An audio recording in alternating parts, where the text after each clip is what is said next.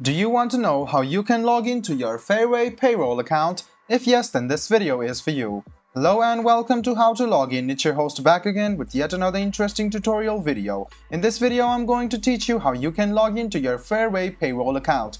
Go ahead and search for Fairway Payroll account, scroll a bit down and you can see this portal. Go ahead and click on this first link which appears on your screen.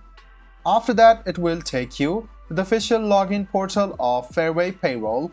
You can log in into your account by writing your username. So go ahead and write down your username in the first box over here.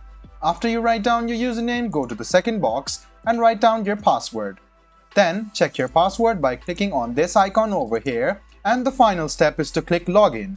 After you click login, you can successfully log into your Fairway Payroll account. If you want your browser to remember you, you can click on this box over here. And if you have forgotten your password and want to reset it, this is the link for you to recover your password.